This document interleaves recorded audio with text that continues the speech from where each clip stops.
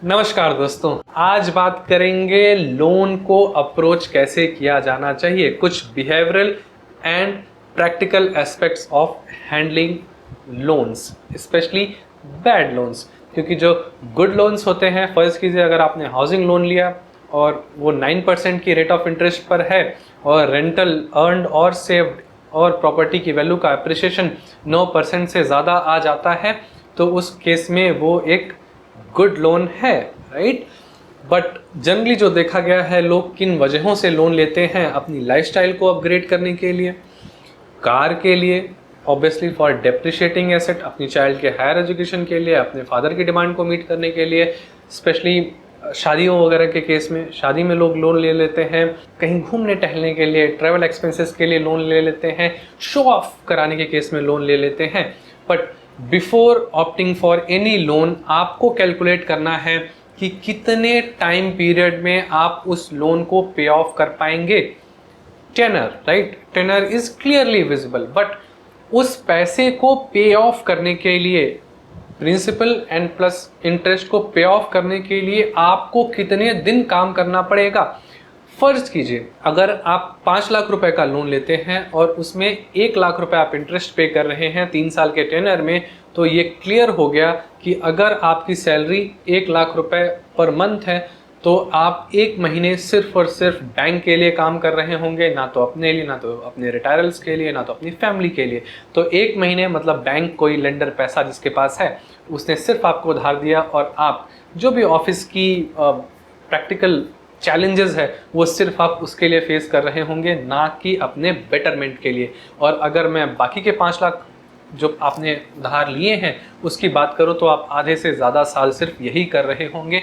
मैंने अभी taxation aspect में लाया ही नहीं है, बट अगर आप 6 लाख रुपए का पे करने के लिए एबल रखना चाहते हैं अपने आप को, तो आपको एटलीस्ट 9 लाख रुपए अर्न करना होगा, अज्यूमिंग कि आप 30% स्लैब में आते हैं। तो बिफोर ऑप्टिंग फॉर लोन आपको कैलकुलेट करना है कि कितना और आपको काम करना पड़ेगा for repaying this loan, specially interest part पर आपको फोकस करना है।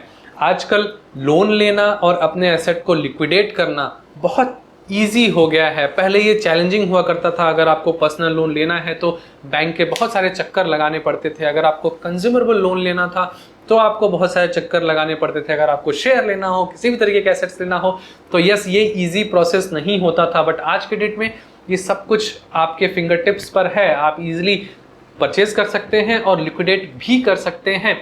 ऐसे केस में देखा गया है कि लोग यस एसआईपी करते तो बहुत डिसिप्लिन के साथ हैं, बट 1 से 1.5 साल करने के बाद वो थक जाते हैं और उसे लिक्विडेट करते हैं, एक इंटरनेशनल ट्रिप मार आते हैं या अपनी लाइफस्टाइल को अपग्रेड कर लेते हैं, अपना कार अपग्रेड कर लेते हैं। इस केस में मुझे रियल एस्टेट काफ़ी बेहतर लगता है, क्योंकि अगर आपके पास 1 करोड़ की प्रॉपर्टी है, ईजिली लिक्विडेबल नहीं होती है, तो जब आप लिक्विडेट नहीं कर सकते ईजिली, तो आप अपनी जो डिसीजंस है उसी हिसाब से लेकर के चलते हैं। बेसिकली कई बार मैंने लोगों को देखा कि अपनी वेल्थ की कैलकुलेशन में रियल एस्टेट को कैलकुलेट ही नहीं करते, क्योंकि वो लिक्विडेट ही नहीं कर सकते। तो ऐसे केस में वो जो वेल्थ है रियल एस्टेट के फॉर्म में, वो जनरेशनल वेल्थ हो जाता है और आप आगे आने वाली जनरेशन को पास ऑन करते रहते हैं। तो विद द टेक्नोलॉजी बहुत मुश्किल है आज अपने आप को डिसिप्लिन रख पाना, स्पेशली अगर आज के सोशल मीडिया के ज़माने में देखें तो लोग शो ऑफ करने के पीछे पड़े हुए हैं। But I haven't seen any individual who is discussing about their loan on social media, right. क्या आपने कभी किसी के व्हाट्सएप स्टेटस पर देखा है कि आज मैंने 5 लाख रुपए का लोन लिया और ये वाली कार ली?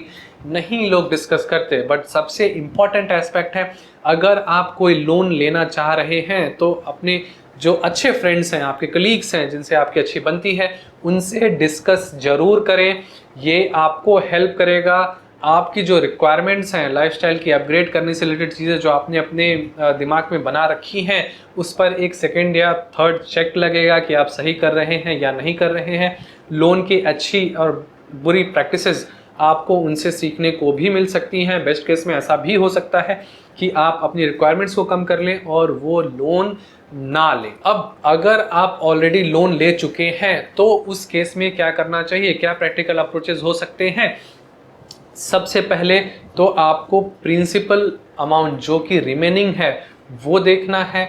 आपके लोन एग्रीमेंट में प्री क्लोजर और पार्ट पेमेंट का ऑप्शन है या नहीं है ये चेक करना है। अगर प्री क्लोजर या पार्ट पेमेंट आप कर सकते हैं, कितना मैक्सिमम कर सकते हैं, तो अपनी लाइफस्टाइल को कॉम्प्रोमाइज़ करके उस लोन को जल्दी से जल्दी पे ऑफ करें। स्पेशली अगर वो personal loan, consumable loan, credit card loan, इस तरीके का कोई लोन हो, मतलब बैड लोन हो, फॉर डेप्रिशिएटिंग एसेट लोन हो, तो कोशिश कीजिए जितनी जल्दी से जल्दी आप उसे ख़त्म कर पाएँ, जिससे कि आप अपने एसेट्स पर कंसंट्रेट कर पाएँ। अगर आपके पास ऑलरेडी कोई एसेट है in form of PF, SIP, equity का पोर्टफोलियो, तो कोशिश कीजिए कि आप उसे कम से कम देखें। मतलब अगर आपका जीरोधा पे अकाउंट है या एचडीएफसी सिक्योरिटीज़ पर अकाउंट है, तो आप कोशिश कीजिए कि महीना महीना निकल जाए, आप अपने शेयर्स को देख ही नहीं रहे। जब आपका सैलरी आया और आपने सिर्फ बाई किया, बाई करने के बाद छोड़ दिया उसको, बार बार देखने से अपना जो पीएफ पोर्टल है, कई बार मैंने लोगों को देखा है पीएफ पोर्टल तक जा करके देखते हैं कि हमारी वेल्थ कितनी है। जनरली होता यही है कि अपनी लाइफस्टाइल को अपग्रेड करने के लिए लोग इन चीज़ों को लिक्विडेट कर लेते हैं, क्योंकि अगेन मैंने जो बताया आपको कि ये सारी चीज़ें फिंगर टिप्स पर आपके अवेलेबल हैं। तो आपको देखना क्या चाहिए, एसेट्स जो आपके हैं उसे बिल्कुल नहीं देखना है, जो ग्रो हो रहा है होने दीजिए। बट अगर लाइबिलिटी है, अगर फर्ज कीजिए आपके पास पर्सनल लोन है, तो आपको उसका statement, balance, principal and interest, ये सारी चीज़ें कोशिश कीजिए कि हर एक पे डे पर देखें या एक क्वार्टर में तो ज़रूर देखें। इससे होगा क्या कि आपके दिमाग में जब कोई नया एक्सपेंस चल रहा होगा तो आप रिमाइंड किए जाएंगे कि यस, आपके पास ये लोन भी है जो कि पे ऑफ करना है। अगेन अपने फ्रेंड्स, फैमिली में इसे डिस्कस कीजिए। यस, फैमिली के साथ नहीं कर सकते तो फ्रेंड के साथ कीजिए, स्पाउस के साथ कीजिए कि ये लोन है, इसे ऐसे ऐसे करना है, क्योंकि जिक्र करना कई बारी ज़रूरी होता है। यस, हमें अपनी एक्सपेक्टेशन पर ब्रेक लगता है, हमें रिमाइंड करता है अपना ही माइंड कि यस, हम पे एक हाउसिंग लोन या किसी तरीके का बैड लोन भी है। यस, कई केसेस में हाउसिंग लोन भी बैड लोन हो सकता है अगर वो प्रॉपर्टी अच्छी नहीं है इस केस में, राइट। तो आपको डिस्कस करना बहुत इंपॉर्टेंट है। तो ये थे कुछ practical approaches and behavioural aspect, किसी लोन को कैसे अप्रोच किया जाए, कैसे हैंडल किया जाए, एक बैड लोन को गुड लोन में, या अपने लिए लेस एक्सपेंसिव कैसे बनाया जाए। जो बेस्ट फंडा है, आपको अपने लोन की जो ईएमआईज़ हैं उससे कैलकुलेट नहीं करना कि आपको कितने दिनों में पे करना है। आपको ऐसे कैलकुलेट करना है कि आपको इस लोन को पे ऑफ करने के लिए कितने दिन और काम करना पड़ेगा। स्पेशली इंटरेस्ट को पे ऑफ करने के लिए बैंक के बिहाफ को आपको कितने दिन के लिए ऑफिस जाना पड़ेगा, राइट। तो आशा करता हूं कि आप स्पेशली बैड डेब्ट्स अवॉइड कर रहे होंगे और एसेट्स को और बनाने में अपनी एनर्जी लगा रहे होंगे। बार बार अपने एसेट को ना देखें, इससे एक सिग्नल भी मिलता है कि आप इसे इजीली लिक्विडेट भी कर सकते हैं। Thank you for being till the and. अगर आपने अभी तक मेरा चैनल सब्सक्राइब नहीं किया है तो प्लीज़ इसे सब्सक्राइब कीजिए, अपने कोलीग्स के व्हाट्सएप ग्रुप में इसे शेयर कीजिए। लोग जनरली डेट के बारे में बात नहीं करना चाहते, सिर्फ कार और एसेट्स जो भी उन्होंने बना रखे होते हैं उसके शो ऑफ में रहते हैं। बट मैं चाहता हूं कि बीइंग माय सब्सक्राइबर, अगर आपके पास कोई डेट है तो उसको भी शो ऑफ कीजिए, राइट।